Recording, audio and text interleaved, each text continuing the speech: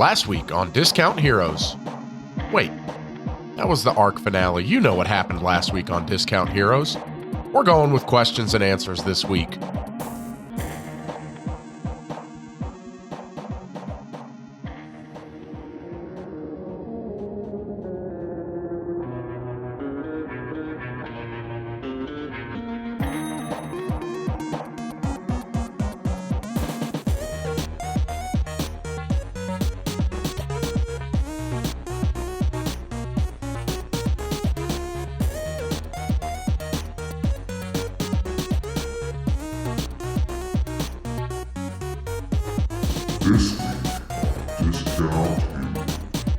You've got questions, we've got answers. We've got questions, Brent's got answers. Brent's got questions, who's got the answers?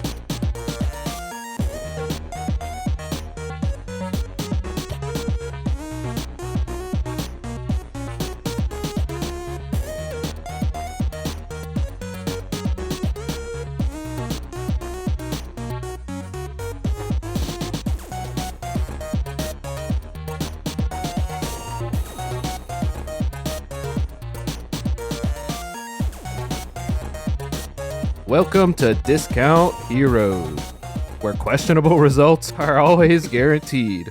We're a group of 5 friends who've known each other for 15 plus years. We're a chaotic and character-driven story play. Yeah, we're on it. Drag him. He really just gave up after the finale. Yeah. Are we role-playing episode 1?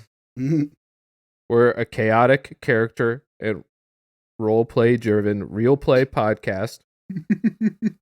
Play the sound, Matt.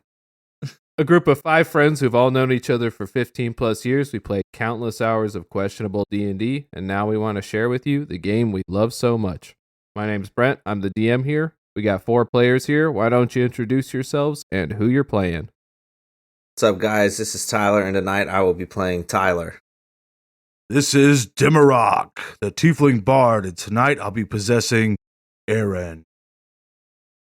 This is Jared, and tonight I will be talking about myself.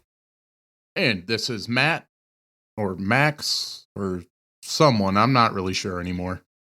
Aaron, what's his name? Nighttime? Woo! Yeah, and welcome to episode 30.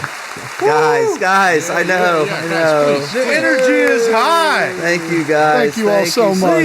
Please. Thank you. Oh, It's too much. no too media. much. No, get away from me. Okay. One more time. Your love We keeps love it. us going, guys.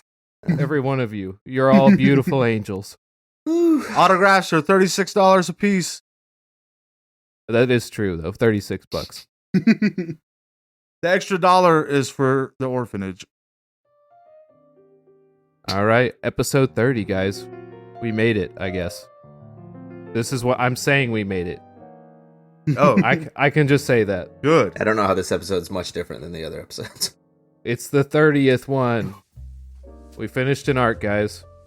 We did it. Jesus told us to, and we did it. We solved your wagon puzzle. Oh, damn it. You're right. You did solve my wagon puzzle. Finally. I had it planned from the very beginning to go just like that. All right, guys. So I thought we'd do a little something different this week. You know, in most D&D games, after the game, people chill around, talk about the game, everything.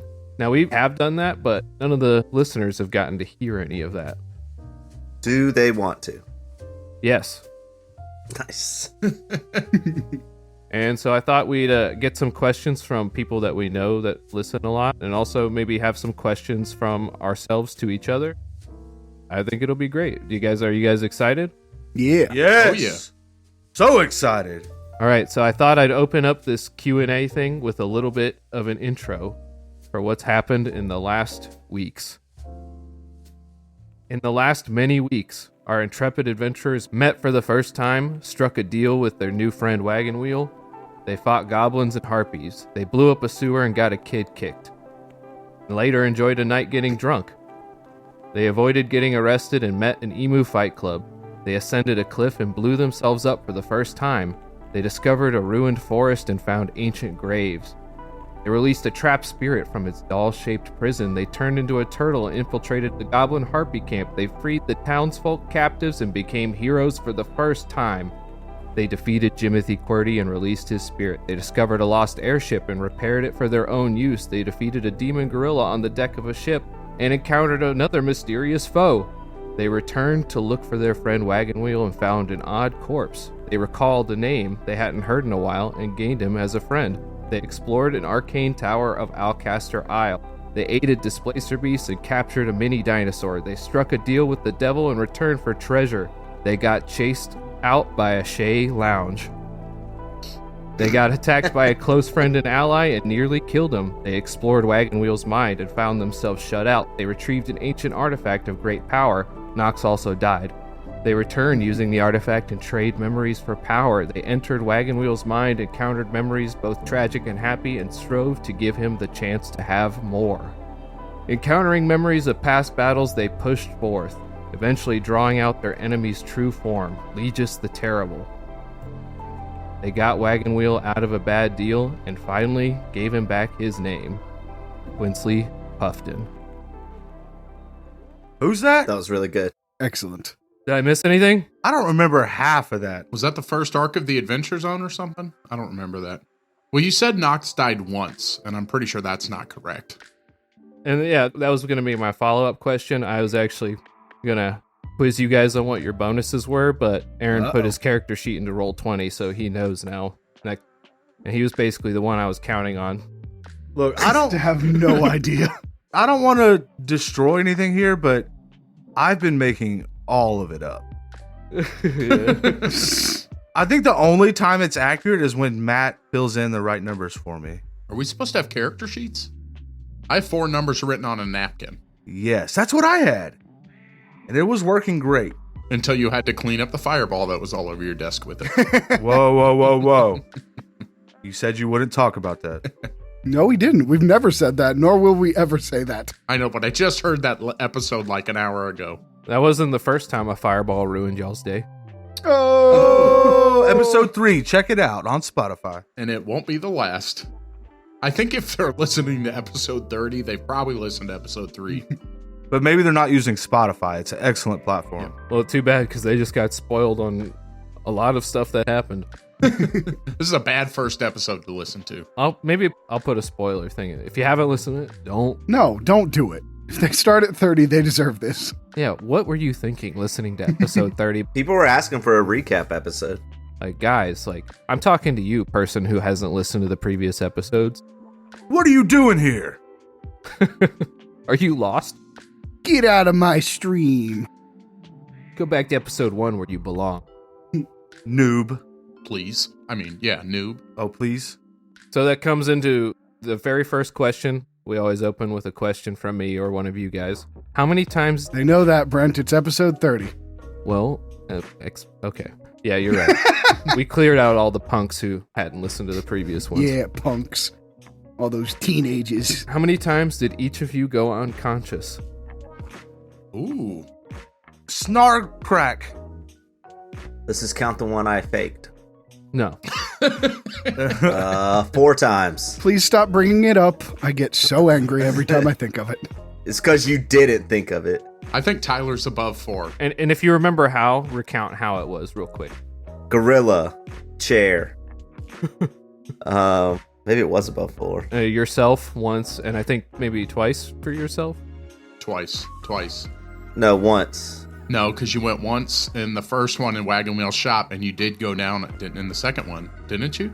Did a desk knock you out? No, I didn't go down to the second one. I faked it. Oh, okay. No, that desk got him in the tower. A desk got me in the tower, yeah. Yeah, okay. Oh, yeah, in the tower. Oh, 4. Because when I got shot out of the tunnel. Oh, yeah, you did go unconscious then. Yeah. Oh, that's an early one. So it is 4. Yeah. I think Aaron only let me go down once. When he was attacked by the hate seat. I don't know if it counts. When you fell off the ship, you hit 0. But I guess you healed yourself. Is Aaron here? Can we speak to Aaron? Yeah, I'll go get him. Hey, guys. I don't think that counted, Nox. Or Matt. No. Let's see. Nox went down originally from the Thunderstone in episode 6, I believe. We made it up the mountain. Did I go down again on the Jimothy? I don't think I did. I think y'all are really overestimating how many times I've almost died. We might be. You died in the fire in the cottage. I died in the fire in the cottage.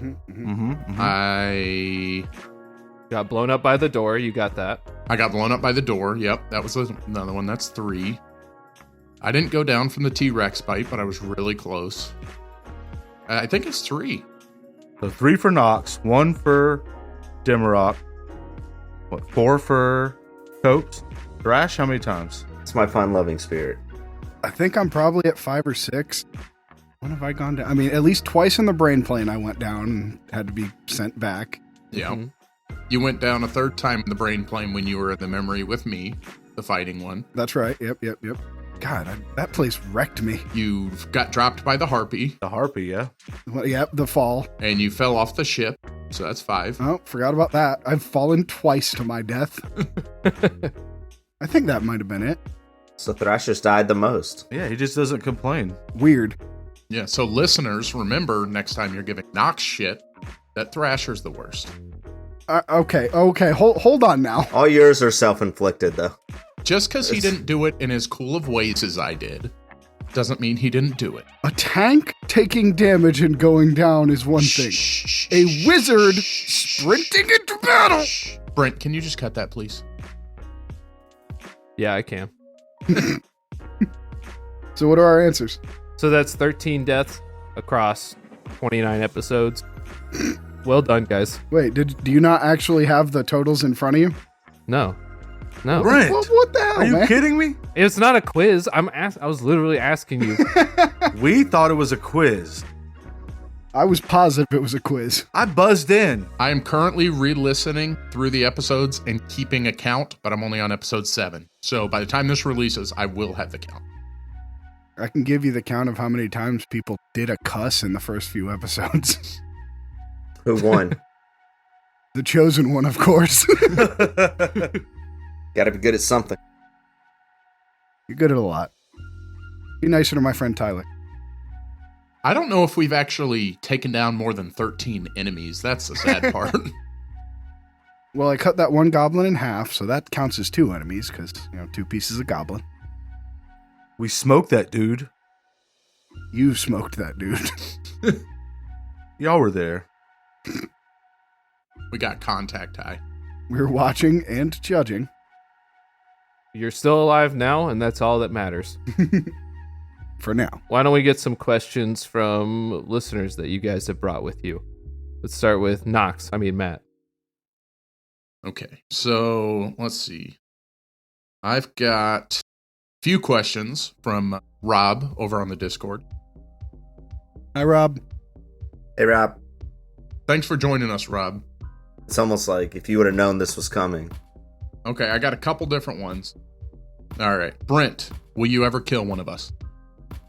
Dude, I think I left it in that I was trying really hard in a few of those episodes. I'm pretty sure I left in that I said that. Yep. He did leave it in. I was trying so hard to kill y'all when y'all were at the Wizard Tower. It would have been so cool if someone had died, but y'all ruined it. Oh, can we do an episode where we go back and Nox did die and it's like a butterfly effect episode? We all just leave. Okay, let's see. Demi. How would Demi cook if he had anything and everything to use? One dish. I think the dog would be a lot spicier than normal. And it would probably have some nice sides, like cat. Oh, okay. Like commercial kitchen or over a campfire? Oh, how would I cook? I'm sorry. Somewhere in the middle, like a cottage kitchen. Nice. What else you got? All right, Copes, this is an important one. Can we get some more Nicolas Cage jokes? Yes, we can, Rob. Coming right at you, big boy. And then he said, Hey, Matt, play the sound. I don't know which one. 1 through 9. Which one? 6. Yeah, more jokes coming at you. Thanks for listening, Rob. And what is Nox's fascination with death? I don't know what you're talking about. He doesn't have one. As we all know, he's never died. Secret necromancer. All right, pass it. Popcorn, Tyler. You got any questions?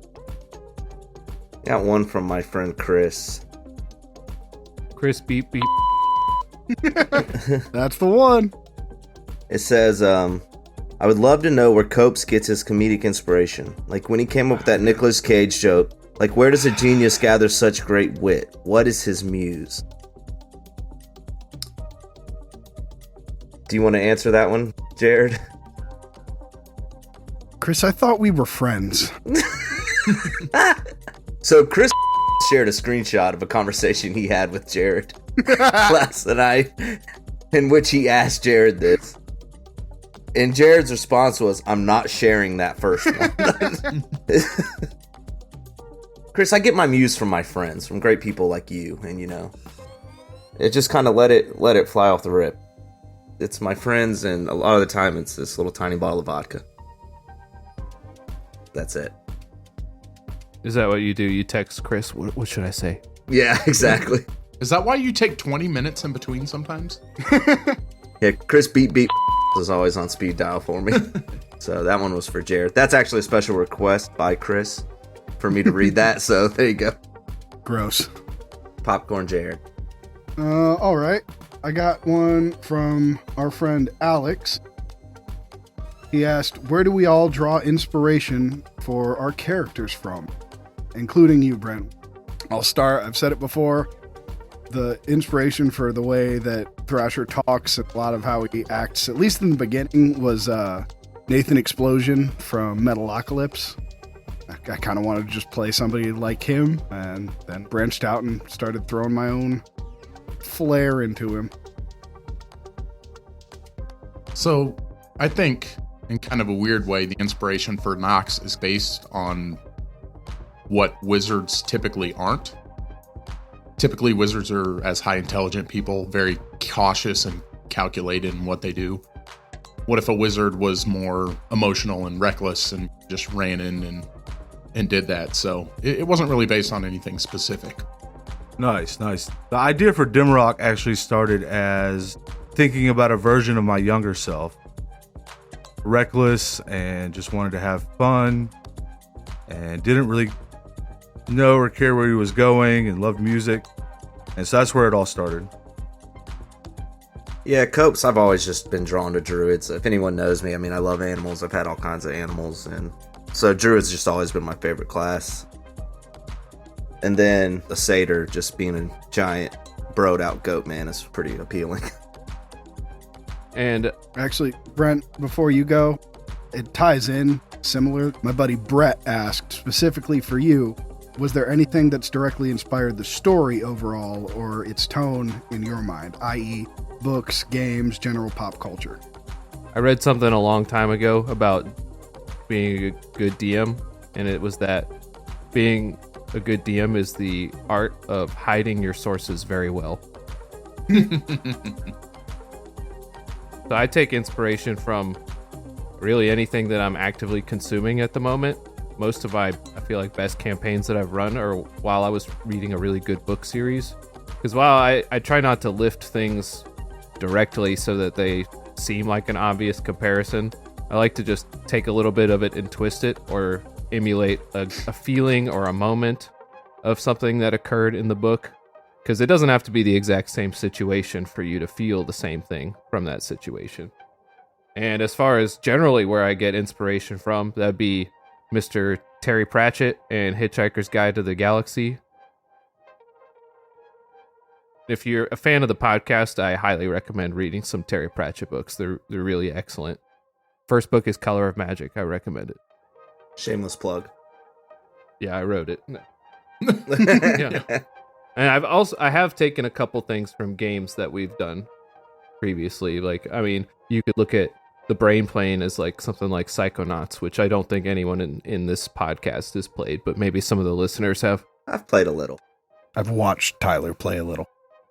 My kids like Octonauts, but that's a show about learning about animals, so it's probably not the same thing. Oh, that sounds appealing. Any specific characters, Brent? What? Like, that I've lifted? Yeah. Yeah, what IP have you stolen? Whole cloth. I'll tell you that there was no inspiration whatsoever for Wagon Wheel. That was a panicked improvisation where I just wanted to seem as nervous and anxious as possible as this character that I was portraying. And all I had decided on was dolls at that point. I had the word dolls and a guy who needed dolls, and he was panicked that he didn't have them. I've got one. We got a question coming from Connie in California. Hi. She asked, what have you learned about yourself through your character in this first arc? I've learned that I really wish I could turn into an animal. That'd be really dope. I feel like life as a turtle has got to be, a lot of the times, more simple. So I've learned maybe I want a more simple life. Dang, maybe I long for life as a turtle. Yeah, I could just bob around, Just lay back on my shell, eat bread.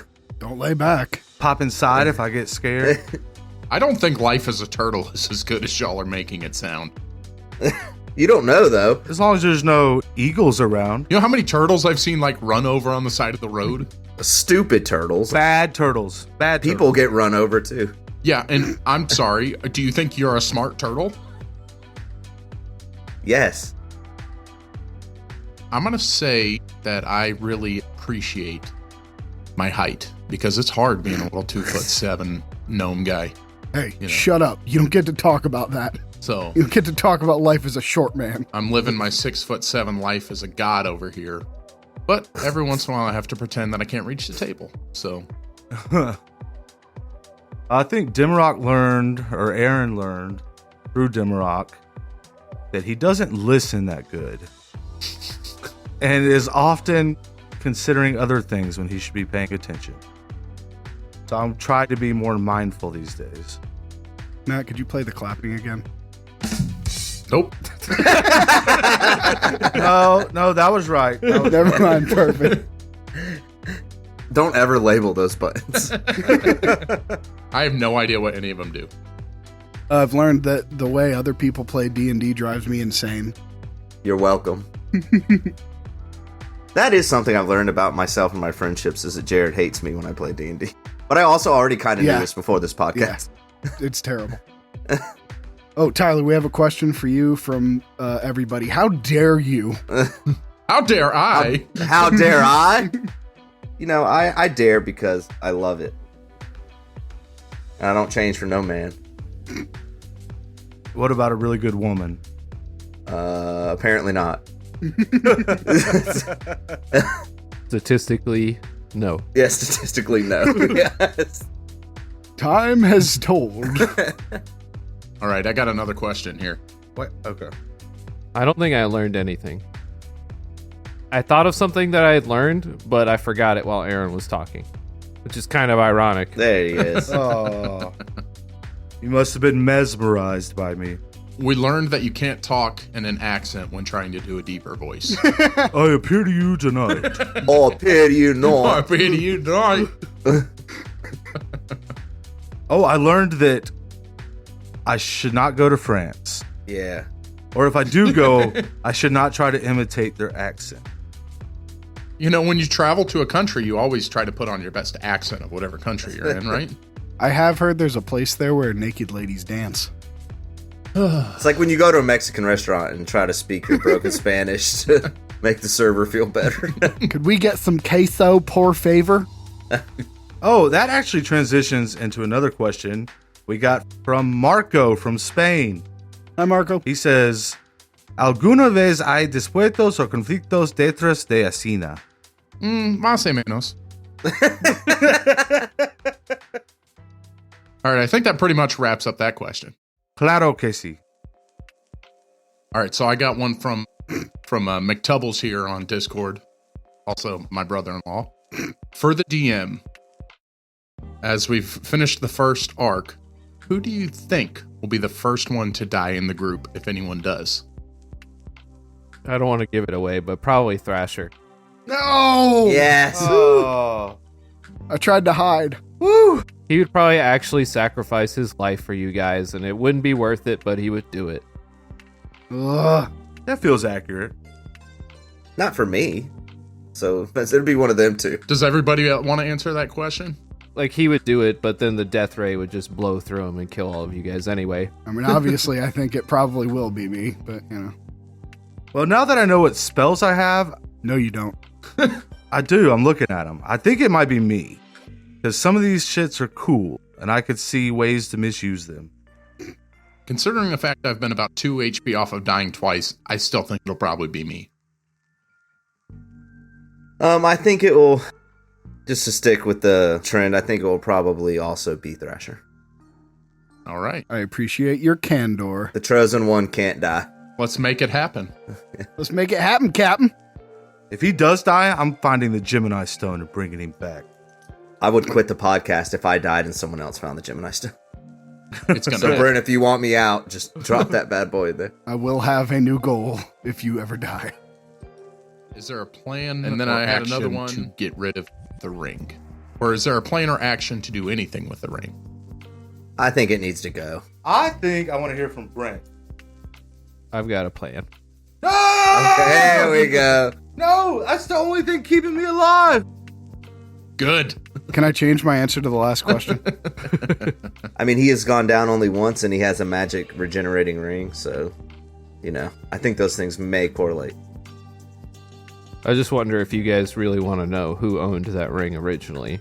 We'll find out. Oh, so bad. I cannot stop thinking about it. If I would have put it on that hand, it would have grown into Dumbledore or something. It was Jimothy QWERTY. No. It was not. It was some space wizard. We found Jimothy QWERTY's body under the ship. Nah. Oh, we didn't check how many hands he had, though. Yeah, that's fair. Do you know who owned the ring, Brent? I didn't when it landed, Okay. but luckily you guys made it so that I didn't have to answer that question. So who was it? God knows he wouldn't have had a name. It sounds like we're doing all the hard work here. Yeah, that's right. You guys can selectively make my job easier or harder. That day you made it easier, but I have a great plan for it. There's a good question for you. When's the time that we made your job harder? Oh man, when did you guys... All the other times but that one. When you guys don't know what the hell to do, it makes my job harder. When you first, before you set off to the mountain, you guys really hadn't made a plan 100%. Except for me, who was saying, let's go to the fucking mountain. Yeah. Hey, I wanted to go to the mountain too. And Jared totally forgot why we were going to the mountain. 100% I forgot. He got super upset because he thought we were just following Tyler's bad D&D play. Yeah, but it was actually relevant. Suck it. Okay, one time you have a good idea. Can we play a clip of that real quick? Yeah, hold on. Hit it. Maybe there was some booze involved, but are we going to the mountain because a goat man wants to go to a mountain and that's the whole reason? Oh God, I forgot. I felt so inspired. Are there any leads that would make us want to go to the mountain? I think the harpies took the people to the mountain. All our fellow townsmen, they got taken by the harpies. They were taken to the mountain? Yeah, Mountain Fargrave. I forgot that the harpies took people to the mountain. It's okay, Thrasher. A lot happened. A lot happened, man. That's my bad. Yes, we should go to the mountain. Yeah, that's a good one. I remember that. One of my best moments. You also make my job harder when you ask people's names. Well, why do I have a big sign on my desk that says ask people's names? Because I don't know why I don't think of what their name could be sometimes. I just assume it'll come to me. And luckily, I've been pretty dead on so far.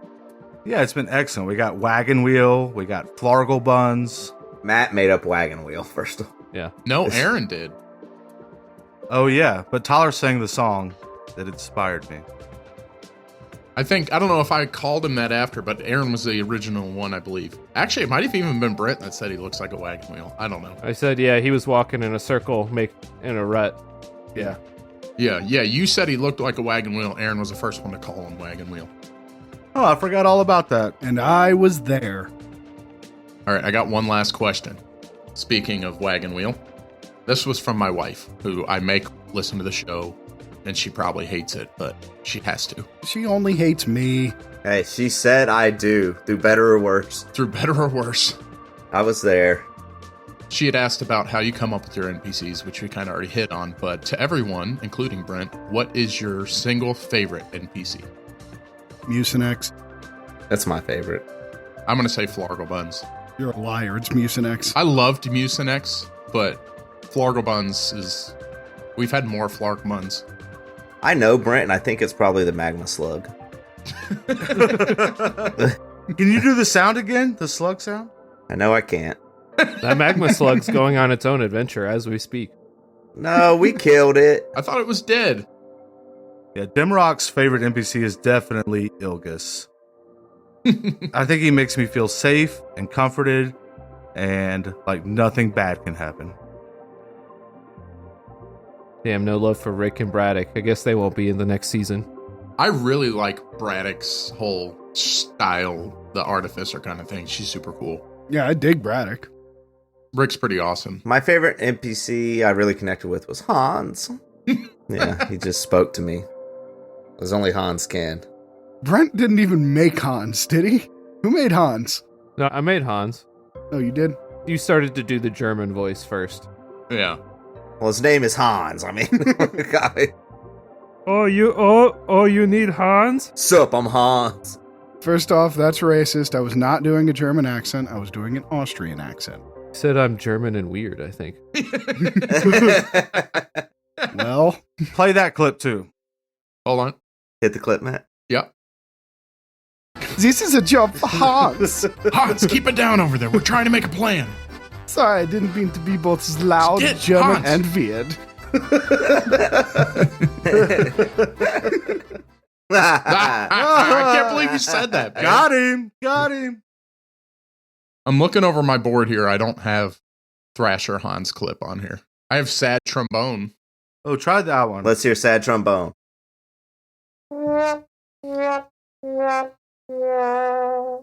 Never gets old. That was sad. Arc 1. My favorite NPC. It's dumb, but I like Esmeralda a lot. Yeah. Is it because you didn't create her? I didn't create her. It's just the voice. Yeah, Yeah. Yeah. What about Steven? yeah. Just don't look at her. It's the easiest way to talk to her. No, Mucinex had the best reception, and I also improvised him on the spot. You little devil.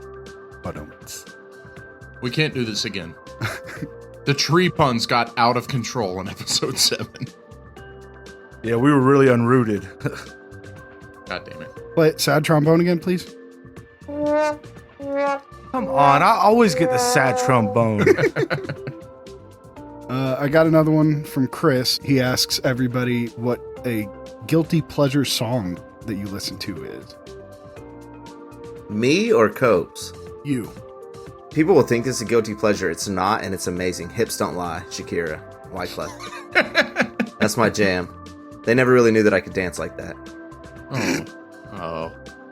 So guilty pleasure, no, just a pleasure. Just an all-around pleasure. I can't think of anything. Maybe anything from the Black Parade album. It's not guilty either. Oh, great album. Okay, then I'm a Little Teapot. Trap remix. Jared? I thought WAP was catchy. That doesn't surprise me, though. No, it is catchy. Yeah, I know. I listen to a lot of different music. I'm not one of those people who's like, I just like everything. Because no, I don't. But I do listen to a lot of different music. But yeah, that's a catchy song. I've been humming Beer for My Horses all day in my head by Toby Keith. I don't know what that is. I don't know if that means something. Gross. What's that Little Nas X song? It's my kind of place. I got real guilty pleasure songs. I like the song Daddy by Cherry Glazer. Oh. Matt, play a clip of that real quick. I have no idea what that is. Now I understand you. Now I understand. And then I also really like Lemonade by Internet Money. Oh, I remember that song. Lemonade. Like that one? No. What's that line about? Never mind. Zanny bars, coding got me tripping. Was that everybody? Matt just said no. I said no. Matt. I don't know. He's looking through his YouTube. I am looking through my YouTube to see if I have any on here. There got to be some of your kids' songs that you're like, oh, okay, this actually is a jam. That's what I was thinking. Icky, sticky, icky, icky, bubble gum. Farrah loves that one. No, I can't stand those. All right, let's move on. You know what's... No, let him go. You know, honestly, most Disney music, but especially the Hercules soundtrack, because that is the best Disney soundtrack. Oh, that's not guilty. Oh, so good. But I can find my way. Yeah, man. Well, I don't know. I listen to good music. How about Dance Monkey? That's a good song. There you go. I like to twerk to that song, so... There we go. There's the guilt. Oh, there's no guilt in that. And now for the rest of the night, in my head, I'm going to be hearing savages, savages. What? How did you get to that? Because you're talking about Disney movies. God, and you thought of Pocahontas? Yeah, that's That's the first Disney movie you thought of? that song. That song specifically is a jam. Ooh, Colors of the Wind. There's one. I mean, all the songs are jams, but that one, like, slaps. Kids, did I say that right? Is it? Did I say it right? That's correct. It does slap. Thank you. It's also on fleek. Or is it bussin'? Yeet it. Oh, it is bussin'. For real, for real. Did we run out of questions? Do we have no more fans? No, I got one more. Samantha from Ohio asked, That cannot be real. it is real, on Facebook, where do you see your character selves in 5 years?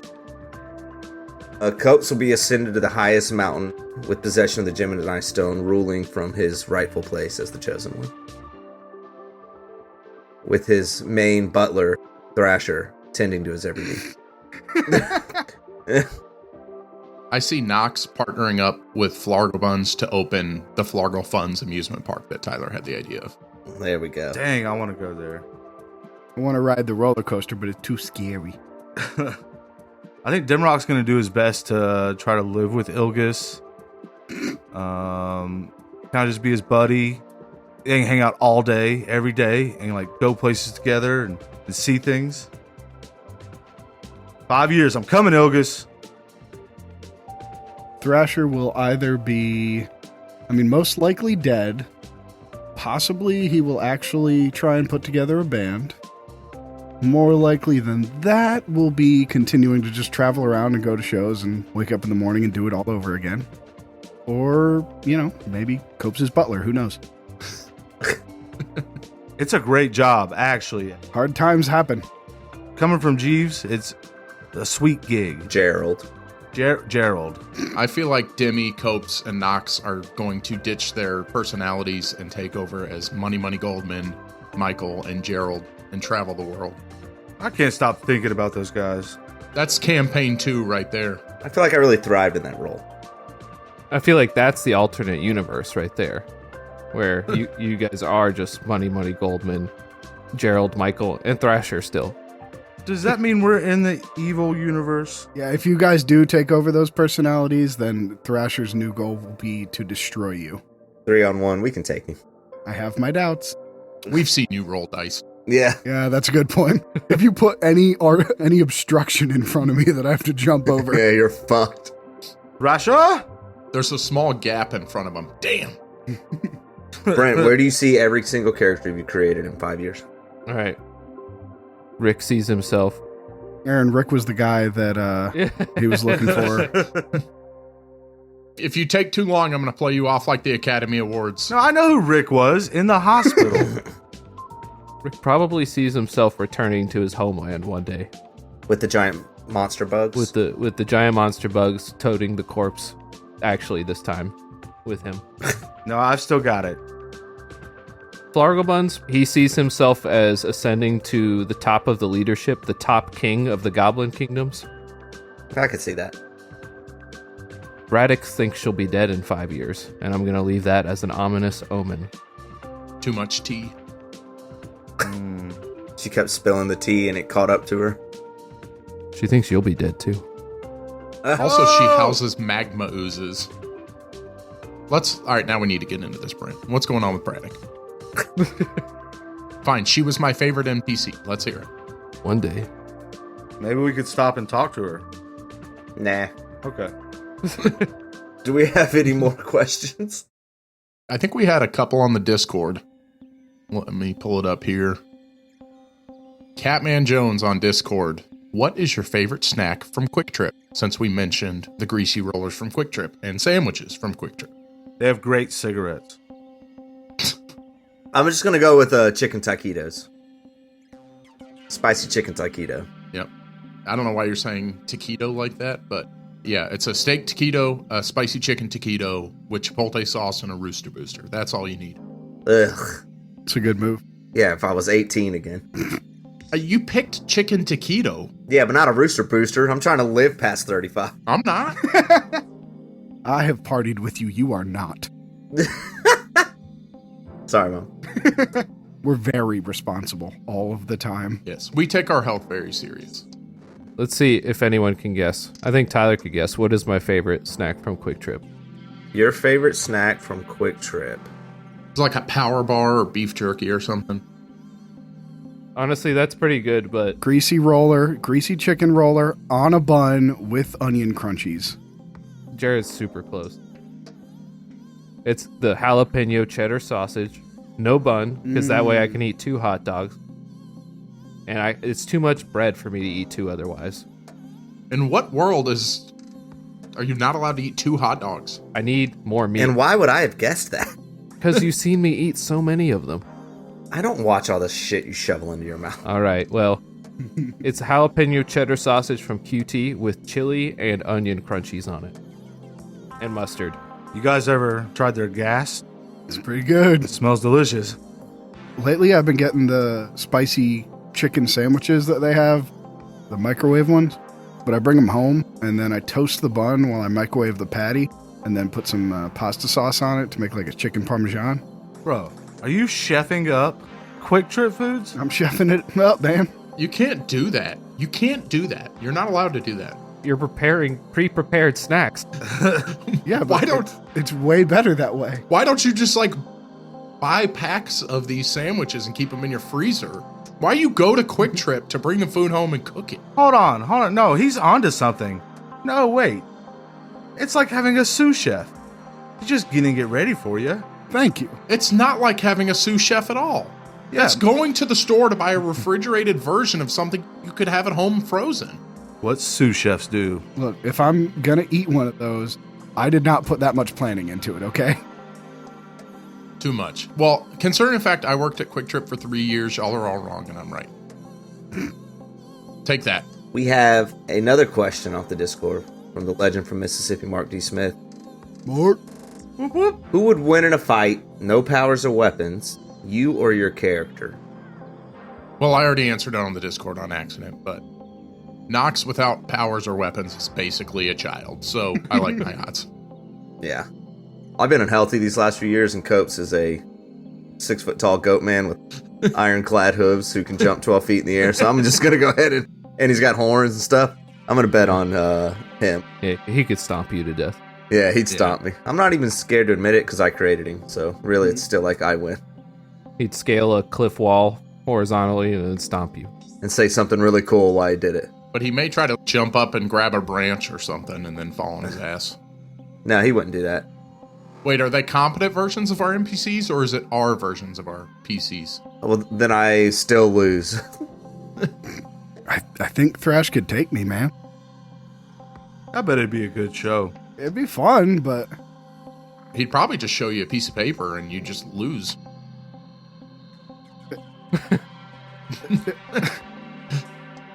I genuinely think me and Dimrock would just talk it out and become friends before we'd fight. Or I'd shoot him in the back. no weapons. It didn't say we couldn't have weapons, did it? Yeah. Oh, well, then I can take Thrash. I cast gun. The other question he asked that I really liked is, what's the best way to restore a clawfoot bathtub? Restore a what? Well, you see, you want to start... Well, it all depends on A clawfoot bathtub. it all depends on what decade it's from. That's correct. That's correct. Because the ones from the 60s are not the same as the ones from now. You've got different materials, Well, they got more enamel. labor. It's all about the enamel. And the ones from the 70s are different from the ones from the 80s, yeah. It's just too much. I mean, this is too much depth. This could be a whole episode. Let's start over. Let's do the episode. Let's not even talk about the 74 model. Oh my gosh. Enamel and copper? Are you kidding me? It's unbelievable they would make these decisions. types of brushes and solvents you would need. Discount Heroes, where we talk about all your favorite clawfoot bathtubs from the 60s, 70s, 80s, and now. We're going to have to table this question for a longer session. Everybody think about that for the next, 12 years. I won't be able to stop. Today on This Old Discount Heroes. Look, once we start to monetize, the first thing we're going to buy is a clawfoot tub, and we're going to make a video of how to restore it. Probably. Did you guys buy mine? It's so rusty. Oh, guys, I thought of my real guilty pleasure. Oh, what is it? What is it? What is it? Tyler knows what it is. This is going to be stupid. Why do I? Tyler, what is it? He knows. I was going to say something really raunchy. I'm not going to say it. He knows. Do it. I admitted it to him one day, like 10 years ago. Oh, it's EverQuest. Wait, I thought it was a guilty pleasure song. No, this is a question from, last week? Yeah, he did it a while ago, and he was like, oh, I like chocolate. Oh. Yeah, this is a better answer, EverQuest, man. When we first started hanging out, Brent just talked about how much he hated EverQuest, and then we got inebriated, and he was like, I have to tell you something. I love EverQuest. And I was like, okay. I remember that. What a big reveal. I don't. All right, so that brings up a question. What's your old school game guilty pleasure? RuneScape. Ooh, that's a good one. Yeah, I think you just answered it for everybody. No, I'm going to go Diablo 2. Yeah, 100% Diablo 2. Me and Matt have literally spent days playing that game. If I were a newborn human being who had only played RuneScape, I would be 11 years old. That's how many in-game days I might have. It's fantastic. Yeah, I'm not even going to argue about that one. I obviously do also love RuneScape. And Champions of Norath. That's another good one. Oh, Champions. What was the other one that we played a lot? Oh, I hate myself. Baldur's Gate. Baldur's Gate, yes. Oh, and me and Tyler used to come home from school and play Battlefront 2. Yeah, Battlefront 2. For just hours and hours. Yeah, a lot of that. Just space battle after space battle. All right, I got a character question for Copes, if we're all out of listener questions. Let's open it up to the group. You guys can ask each other questions now. All right, Copes, what does it look like when you wild shape? Do you just instantly turn into the animal, or is it like some weird Animorphs thing? Does it like start at your feet and work its way up? Ooh. No, it starts in random places. Like, my tummy might just turn into that of a crocodile. And then all of a sudden my head. And then so it's like it's really terrifying. And it's also terrifying to Copes. That changes my perception of everything. Yeah. I appreciate your use of the word tummy. Got you. I'm trying to be less vulgar in my old age. My rumbly tumbly. Yeah, I don't think it's like a poof kind of thing. I think it's kind of gross. A lot of squelching. Yeah. Lots of words. Or sounds. Lots of those noises that you tried to make for the molten slug. You're just screaming the whole time. It hurts so bad. Yeah, the whole time. Somebody save me! And it takes like 10 minutes. It's like not efficient. Kill me. The fight stops. We all just stare in horror. Just kill me. Kill me. I can't stop thinking about Animorphs now. Is Tobias still a hawk? For sure. Dang it. I'm kidding. He's dead. Oh. All right, so we've had plenty of after game sessions where you guys asked each other stuff and asked me stuff. What do you got questions about? That's the only things I don't know.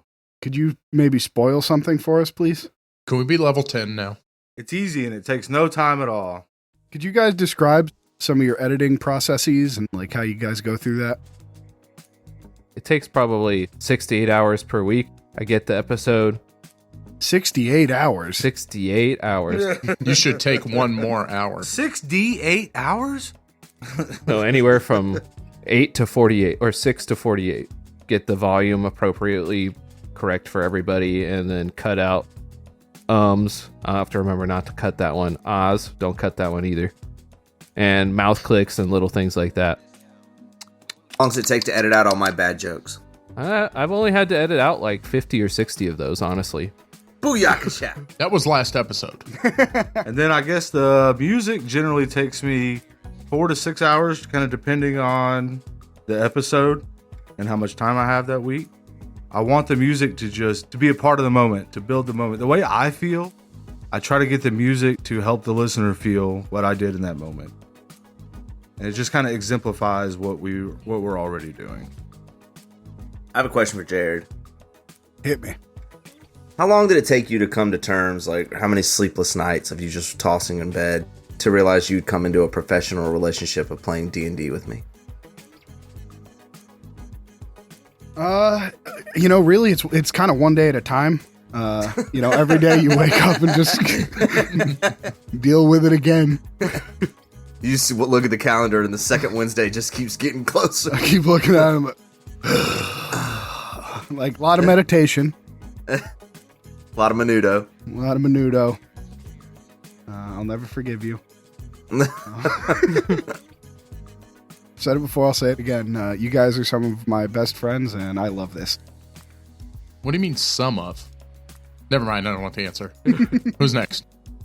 My mom did have a question that we didn't get. She wants to know where we would like to see the podcast go. Want to be rich. I would love to get invited to one event, like one PAX event or one.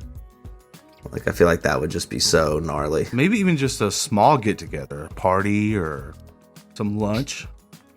Like, I see other podcasts on Twitter when I'm on there, and they're getting all excited. Like, they get invited to these events, and, like, they have... What are they called, Matt? What's where they're all sitting at the tables? The panels. Yeah, panels. Like, to get to a point like that is just mind-blowing. It would be, like, one of the coolest goals for me. Yeah. Even something small, something local, that would be very cool. My biggest goal at the moment, now that we've done this first arc, is to go to a con or something and see someone dressed up as one of our characters. That would be freaking sweet. Or even something that's close. It doesn't have to be from our podcast. Yeah, no, just anything similar, yes. Right. If you look like a gnome with a sword, I'm claiming it. If I see anything that looks like a goat, I'm in. Just driving on there, passing a farm on the way to the convention. Right. Look, that dude looks like goats. I'm positive that this answer is going to annoy Aaron specifically, but probably, all of you that do all this editing and whatnot. Thank you, Aaron. But honestly, I don't care. I love doing this. I'm doing it because I really, really enjoy it. Shut up! And, where we've gone so far has blown my mind already, so I can't imagine where we'll end up. And of course, as a Jets fan, I'm used to just having no expectations and being surprised if something good happens. Yeah. Well, you should come be a Falcons fan so you'll be disappointed. Welcome to the club. I actually became a Jets fan this year and have disowned the Falcons. And you went to the Jets? Yep. This is a different podcast. You had 31 choices and you picked the Jets? Similar experience, but I can feel optimistic about it. Hey, I support him. You may as well just be a Falcons fan then. We played like 4 or 5 quarterbacks this year. That's excellent. I haven't seen a team with that many quarterbacks in a long time. That depth, though, baby. Yeah, that's right. All right, Brent. Jets, Jets. All right, quit talking about the Jets. Oh, he left. He didn't like the Jets. We didn't even start the Zencaster recording, so I hope we didn't lose anything. I've noticed that a while ago. Oh my gosh. Why did you not say anything? It's just kind of my style. Everyone's good on their recordings, right? Yeah. Boy, we hope so. I've actually checked mine a few times because I realized we didn't start it like 2 minutes in. Okay. I hate you so much. All right, Brent. I'll be happy if you guys have fun the whole time and the story is mostly coherent by the end. And any stuff that doesn't seem coherent, I'll be like, you guys need to chill out. And the universe is mysterious and all that, so you don't get an answer to every question. I'll be happy when I've invented so many things at random that Brent just cannot possibly fit them all into a 200 episode story. I'll be happy when each of our listeners shares this with 5 of their friends. So listeners, Yes. That would Make be it happen. Excellent. I don't care if they want to listen or not. Make it happen. You make them listen. I'll send you $1 every time you do that. Well, let's not. No, they're supposed to send us dollars. Sometimes you have to give to receive. We start a Patreon. Aaron just gives it all away to the fans. He just gives it back. I'll make like 20 accounts, subscribe all day long. Oh, okay. So in one episode, Jared said my phone number, and I really wanted to leave it in. So I think we just decided to make it really quiet, but you could still hear it. You bleeped it, but We decided. You did this. I was trying to make it a group thing, But I actually got a text from another DM after that episode dropped. And we still talk to this day. We're dating. Roger, I love you. Thanks for reaching out. I never thought my love would come to my life this way. That dude is gonna be so confused. Love you, babe. Oh my goodness. all right, I got a question. Are there any moments that didn't happen because of the way the dice rolled that you really wish would have? Yes. The moment I really wish would have happened, I really wish giant crocodile Copes would have hit me with a bite, because that scene in my mind of riding up on a giant crocodile only to get bitten off and thrown around was so hysterical. But it worked out okay. I really wish that my text had gone through. Because I had a really good reveal from my fake death. Oh, dang. My bad. And I super appreciate Aaron healing me. It's not like that. Your stupid, dumb, fake death. Wave next time. I can see you. I did. Oh, I just thought you were waving.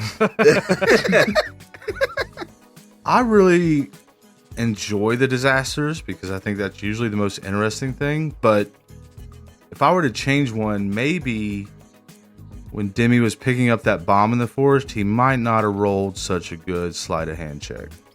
Yeah, as we all walk away, you just stay back and get blown up. We told you not to touch it. All right. No.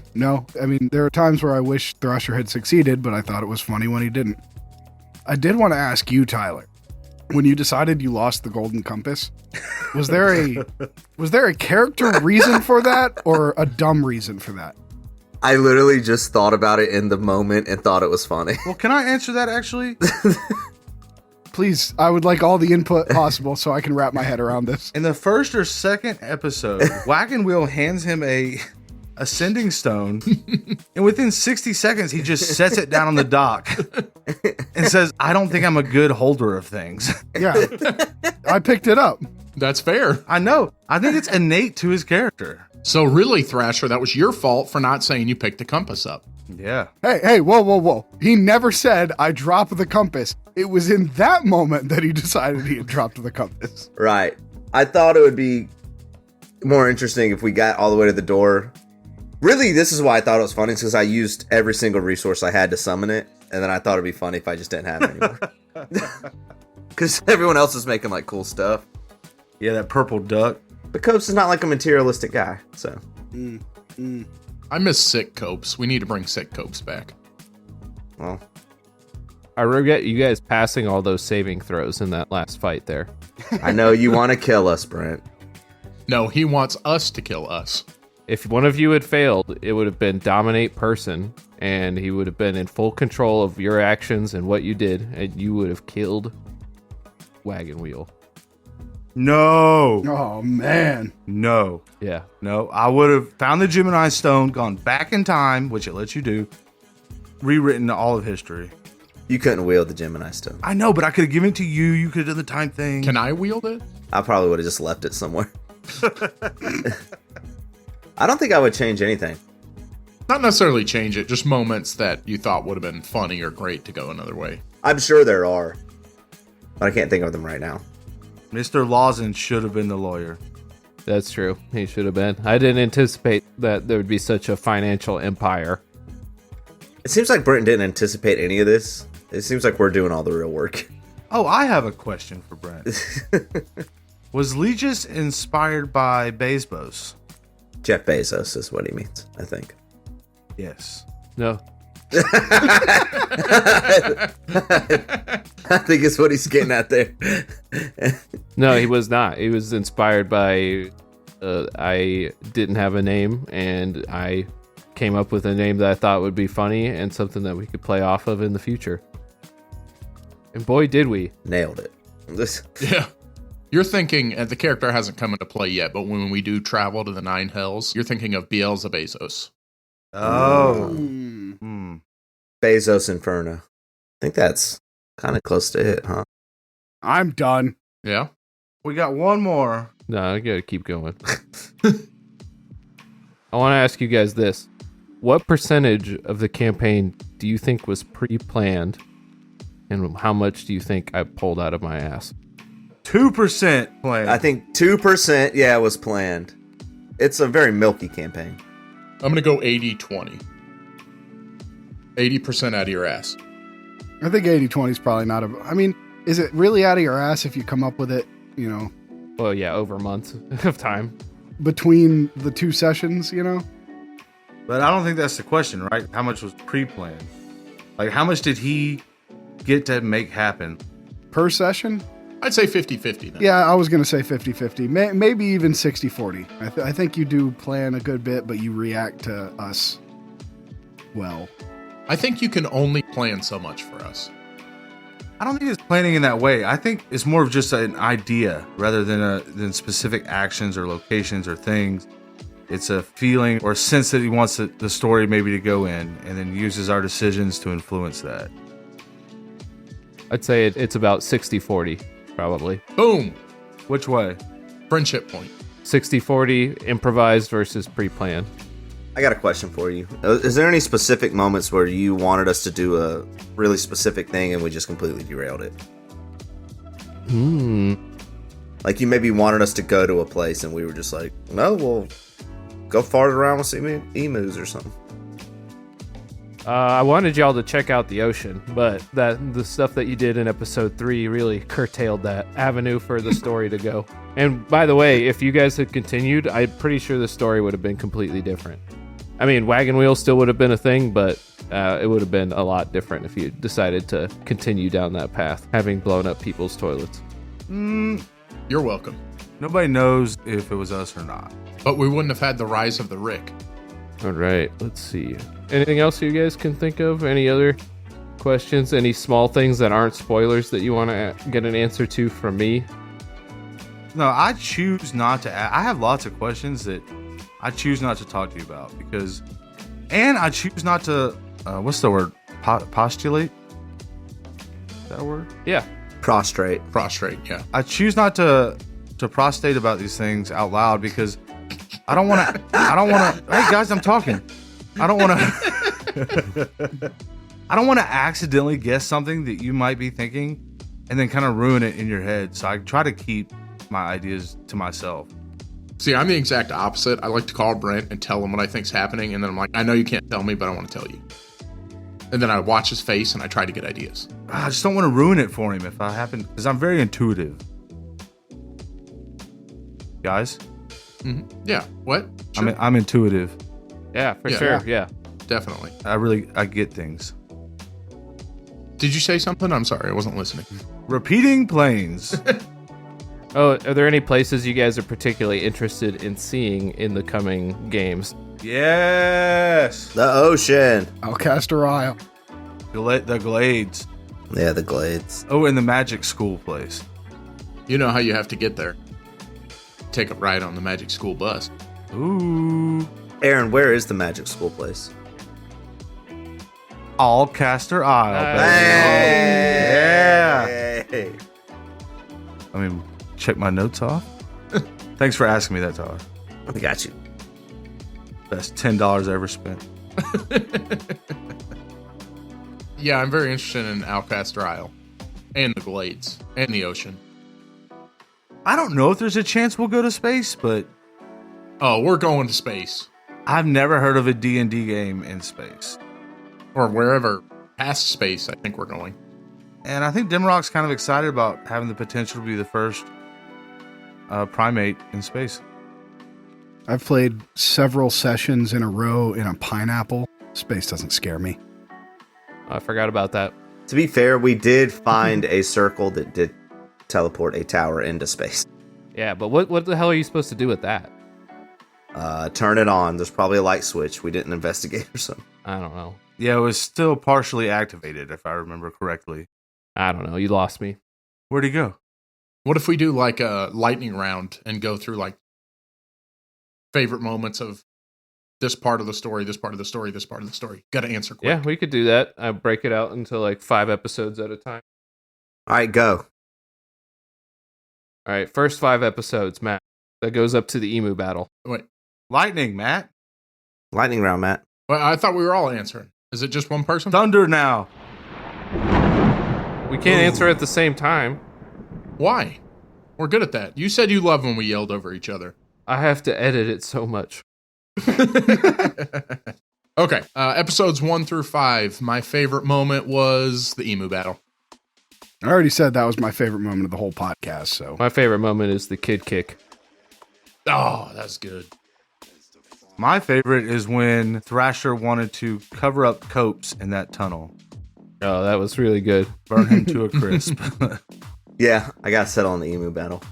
Thrasher gets a point. It's a competition now. yay!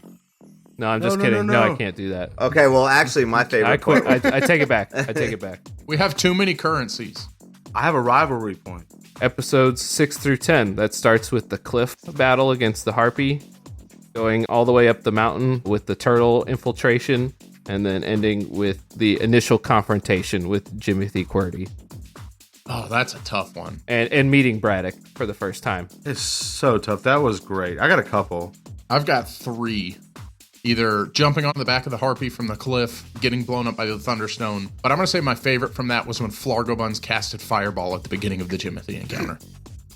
I loved when I smoked that first doll person that had the vision, and we went through all like the kind of imagine, like seeing who my son was and everything. And after it ended, Tyler was like, "And now I exhale." And it really shows the remnants of mine and Aaron's misspent youth No, it doesn't. of just immediately inhaling something that's just floating around in the air. Hey, I see smoke, I inhale it. That's all I'm saying. Oh, I forgot, but probably what might be my favorite was the Cope sending off the spirit. That was Oh. great, the first moment. Yeah, that was great. That was probably my favorite moment. It's a little selfish. Just a little speech I rattled off. I loved that. And then my second favorite is the absolute disgust in Jared's face when I said the Nicolas Cage joke. Just the absolute utter disappointment. Worst moment of the entire podcast. All right, hey, this is a lightning round. Calm down. What about the grease battle? Oh, that was good. That was fantastic. I want to see an animated version of that. I liked when I fell in love with the harpy, and then when I fell, and I was like, "Oh, I'm gonna try and cushion the blow." And Brent's like, "Yeah, you could probably do that." And Tyler's like, "No, he means he's trying to save the harpy." Hey, that was episodes 1 through 5. Tyler knows me well enough to know exactly what I was going for. Was that 1 through 5? I thought that was Yeah. part of Yeah, this. episode 3. That was episode 2. You did fight a harpy on a cliff in episode 6. I don't know if you could count what Thrasher did as fighting it. Well, also, maybe Demarok not helping at all and just sitting at the bottom of the cliff and watching us on a death-defying battle. Just watching I was still learning how to use my spells, guys. the first 12 fights, just Demi like, I'm just gonna kind of chill here. I'll see what's going on. I'm a bard, not a fighter. My favorite moments are Copes probably sending off the spirit. That's probably my favorite moment. The grease battle is also up there, like the most successful casting of grease of all time. For some reason, I really liked when you guys got to name the graves, and it ended up mattering. Zamorak. Oh, and one more. Nox leading the goblins out of the roundabout. The terrible Goblin King. Yeah, I thought that was a really cool visual of him coming around like the flank. Yeah, I did love that. Just like 300 when the weird guy led Xerxes' army Okay, calm down. The weird guy. around the pass. Yeah. He was weird, dude. He's all lumpy. It's really bothering me that I can't remember his name now. Probably like Theracles or something. No, it wasn't Theracles. Let's move on. Episodes 11 through 15. That starts with the defeating of Jimothy fully and releasing his spirit. Through the level up sequence, the first flight on the spirit's flight, the fighting of the gorilla on the ship, and your triumphant return bringing the townsfolk back to the city. Episode 15 is my favorite. I think I've listened to it like 10 times probably. And the last 5 or 10 minutes of it, I think is just genius, hilarious. If I can toot our own horn for a second, just talking to Esmeralda, the barmaid. Yeah. And having nothing go right and not getting any information. And then Rick coming in at the very end and us realizing we were sorely outmatched. I could have taken him. Our first flight as a commercial airline was probably one of my favorite moments. It just went terrible. Thrasher, hit the thing! Yeah. That was amazing. Our triumphant return to Ballast. Yes. Yeah, those are probably my 2 favorite parts. Even though it went poorly, I did enjoy your performance as Captain Copes. I just thought your little spiel about buckling your seatbelts and all that, whatever it is that you said during all that, I thought that was funny. And then Matt chimed in at that part and was like, emergency exits are on your left jumping off the ship and jumping off the right of the ship. Yeah, I like the level up sequences too. I thought that was a neat way to dive into everybody's story. Yeah, Jared's was awesome. Oh, yes. That was great.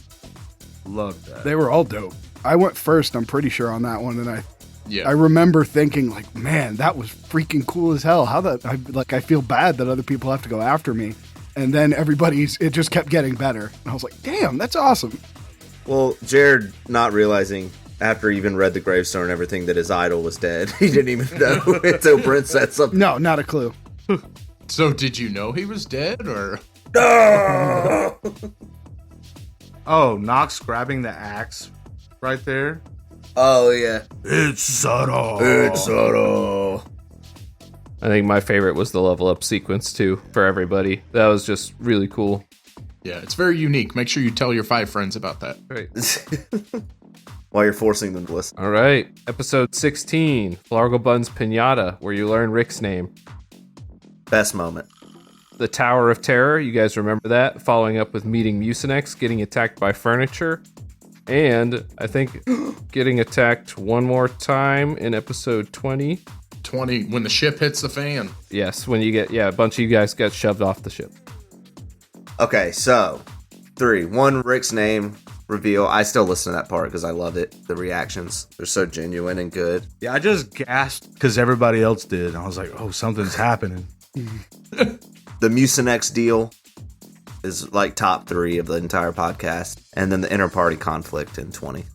Mucinex, because I love Mucinex. And the moment where I realized, oh, Aaron really doesn't know what's going on. He's not messing with me. That just made everything easier. Did you say my name? Huh? Yeah, I loved all those moments. To throw a different one in there, the tiny T-Rex was incredible. I loved that whole sequence. Little T. That might be my favorite Nat 20. I was about to say, definitely my favorite Nat 20 I've ever rolled. That was amazing. Get in your crate.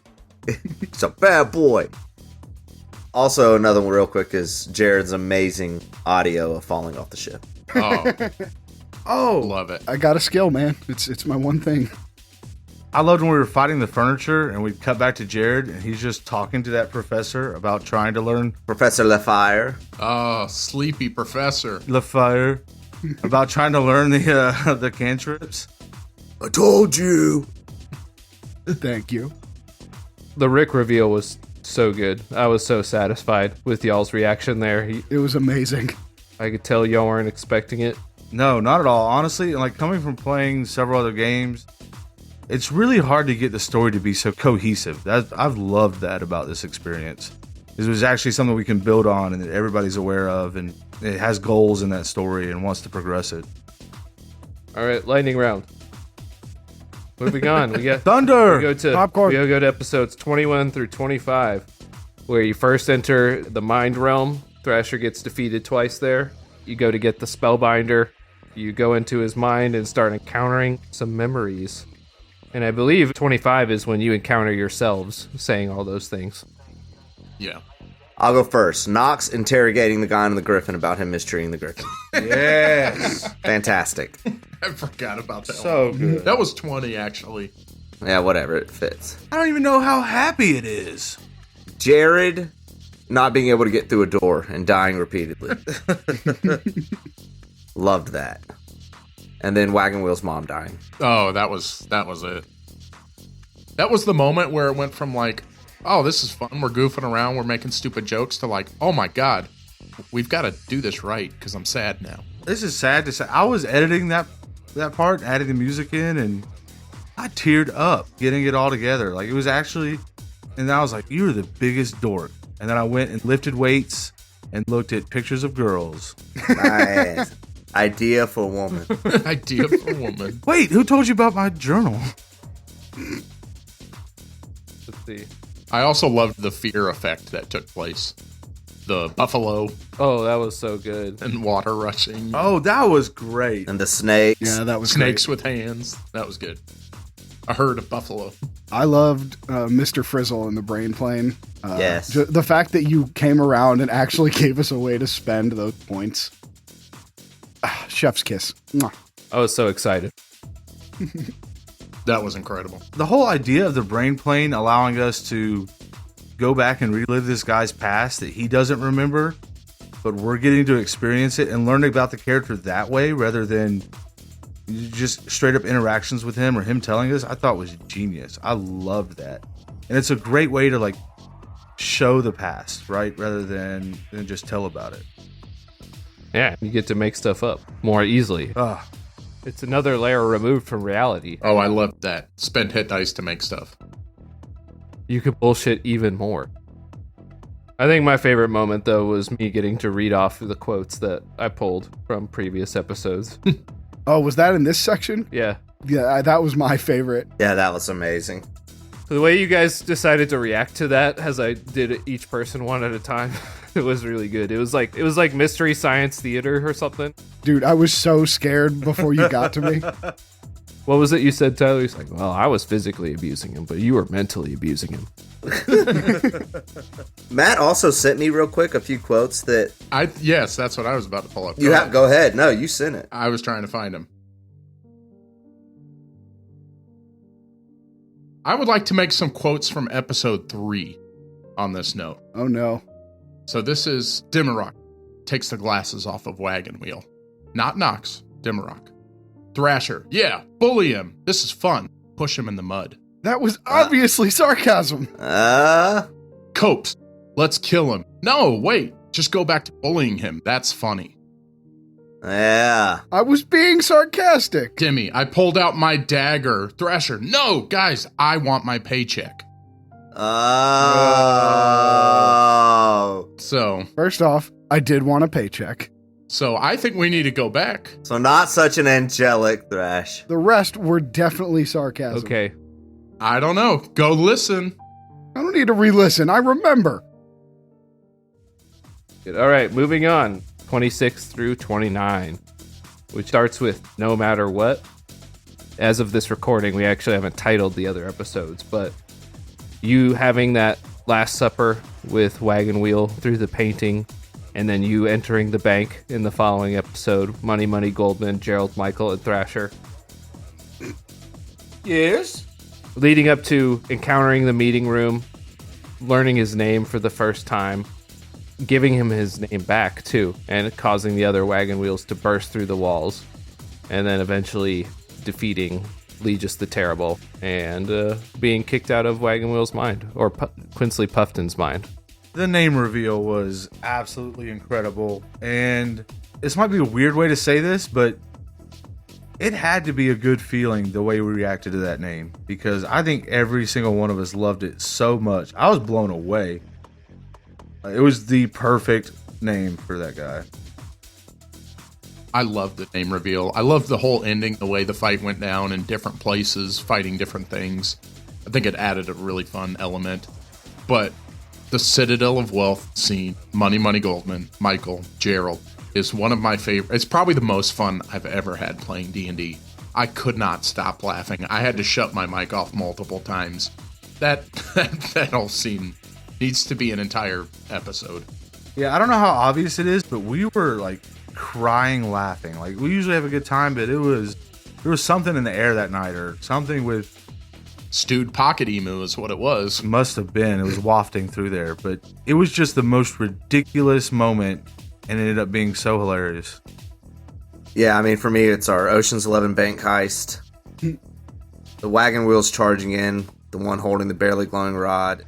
Wagon wheels line, I need to be alone with my thoughts for a while. Very good. To leave. And then discovering that, oops, we forgot Flargo Buns came in with us. Yeah, that's my... Yeah, because he totally did, and we did not think about it. I realized that at one point and just completely forgot about it.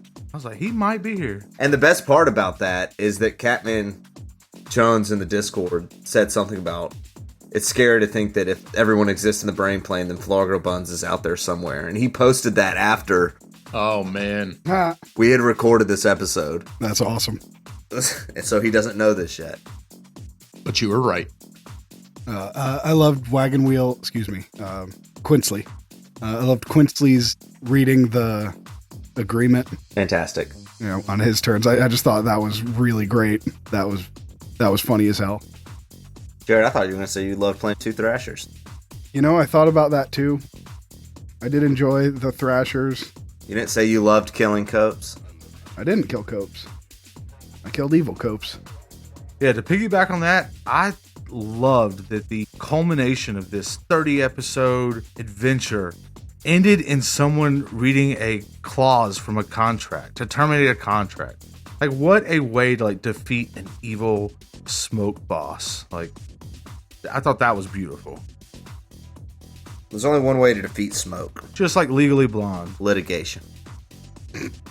All right, and I think my favorite moment, we already talked about Money Money Goldman, how great that was. I literally did not have a set way for you guys to solve that. I was just going to see how you approached it.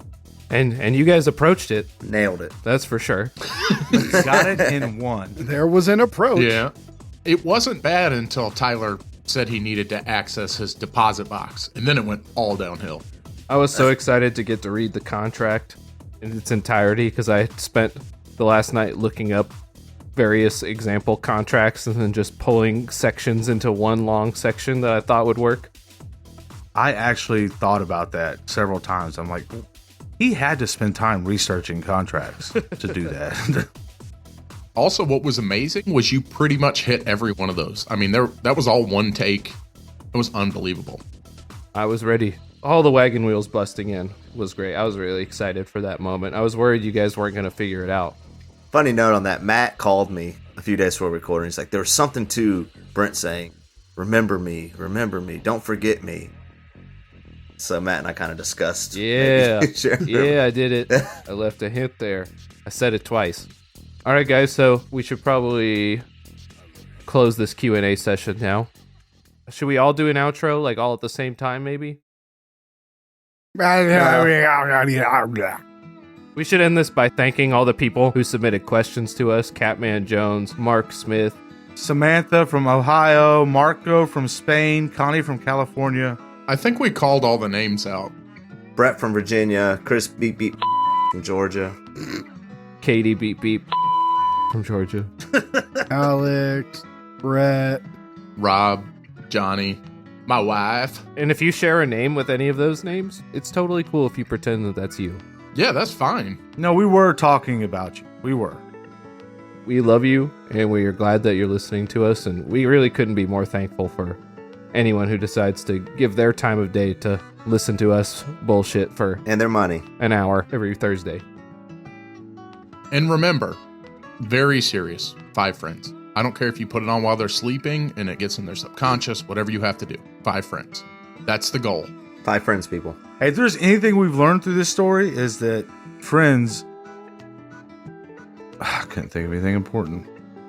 If there's anything we've learned from this story, it's that if your friend is struggling with something, just insert yourself directly into their brain and force them to do it. That's right. And we hope you carry that with you for the rest of your life. And on that note, signing out, this is Matt, or Max, or Knox, or Michael, or whoever I decide to be today. This is Tyler, or Copes, or a turtle, or a bear, or a gazelle, or a crocodile, or Sir Money Money Goldman, signing out. Bye from Thrasher. And we'll see you later from Dimmerock. And this is Braddock and Rick and Largo Buns and Mucinex. And Legis. Love Flame. hold on, I need water. He's got to do a heartbeat now. So you know what else he needs water for? We all do. And Legis. And Esmeralda. And Professor LeFire. Jiraiya. And Jiraiya, bro. A harpy. That means bye in Harpy. What about that little dick kid from the fountain? Copes can piss off. Hey, fuck you, bro. Later, Copes. Smell you later. I'm leaving. And Brent. Thanks for listening, all. We really appreciate it. And keep listening to Discount Heroes, where questionable results are always guaranteed. Bye. Thursdays. Thursdays. Crazy Dreamers. Spotify. Discord. Fruit Play. Twitter.